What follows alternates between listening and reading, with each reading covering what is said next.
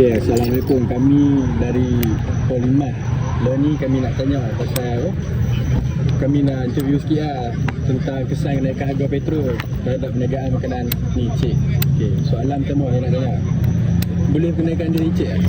Dan apa yang Cik nak buat? Okey, boleh. Sebelum tu kan, saya kenalkan diri saya lah. Saya Muhammad Afikram, pengasas pada Tufai Cakutiau. Saya pada owner lah pada Cakutiau ni. So macam konsep saya kau tengok sekarang ni, macam ni santai. Okey, berbalik pada persoalan tadi kan, pasal petrol yang harga naik sekarang akibat pada faktor ekonomi, krisis global kan. So untuk masa sekarang, petrol ni tak ada efek sangat pada perniagaan lah. Sebab kebanyakan barang-barang domestik yang berat-berat biasanya berkait dengan diesel. So berkait dengan petrol, mungkin dalam costing untuk segi apa pengangkutan barang yang ringan lah. So yang tu tak ada masalah sikit pun, tak ada terenjak lah sangat pun, tak jadi jejak pun. So kalau kata berkait dengan diesel, mungkin. Okay, kalau contoh kan selepas gangguan ekonomi ni kan, contoh macam kena buang pekerja ke, kena cut kos apa-apa ke, kena buat apa-apa perubahan.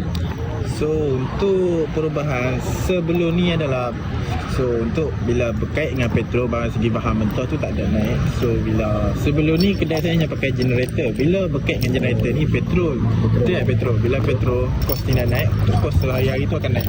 So daripada sebelum ni pakai petrol, kami tukar terus daripada direct current daripada TMB terus pada cawangan untuk dekat kawasan apa, dekat plug kat kedai lah. So direct lah. Sebelum ni kami pakai generator sebab open. So kami lebih prefer untuk generator lah, senang nak simpan wire apa. So bila dah menjadi satu kekangan nak kata, so kami terpaksa menggunakan direct terus daripada TMB. So waktu sekarang Alhamdulillah masih belum ada lagi kenaikan lah daripada segi harga untuk current daripada TMB lah.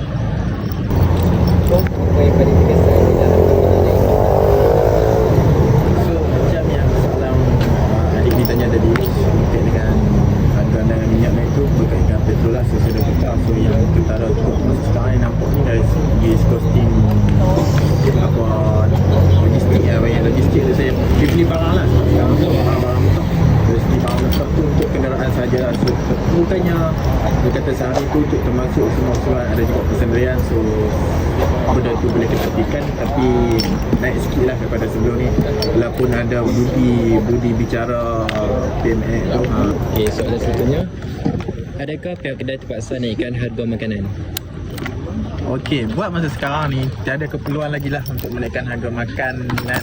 Sebabnya walaupun barang dekat kedai dah stay menaikkan harga sikit, tapi keadaan kedai masih stay boleh survive dengan keadaan walaupun untung tidak seberapa banyak seperti dulu, tapi stay boleh. Kecuali lah tiba-tiba peperangan di Selat Hormuz apa semua Iran dengan Israel tu berterusan. So kami terpaksa lah up lagi kemungkinan dari segi bahan-bahan apa, kemungkinan kami terpaksa cut sikit. So untuk counter balik lah, untuk pastikan perniagaan kami ni selalu berjalan lancar. Lepas tu macam mana reaksi pelanggan bila harga naik? So kalau sekarang tak ada, mungkin kemungkinan reaksi pelanggan tu mungkin ada yang terkejut kenapa harga naik. So kita pun kalau kata seorang pelanggan tu dia tidak macam berkata PMX tak buta huruf, mungkin dia tahu lah. Kalau dia buta dia tak kata. Okay. Dari segi faktor ekonomi lah. So kalau mungkin customer kata komplain, kata mahal sikit, kami terpaksa explain sikit. Walaupun PMX ada explain tapi tak habis. Lepas tu apa strategi yang akan digunakan untuk kekalkan pelanggan?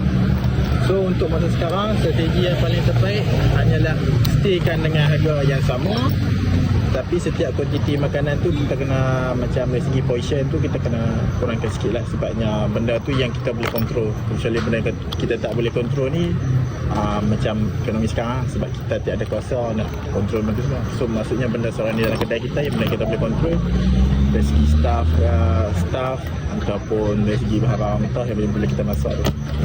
Okey, untuk persoalan yang terakhir, apa harapan cik untuk masa depan terhadap perniagaan? So kalau buat masa depan, untuk masa sekarang ni, apa yang saya nampak stay untuk survive lah dalam masa ke depan.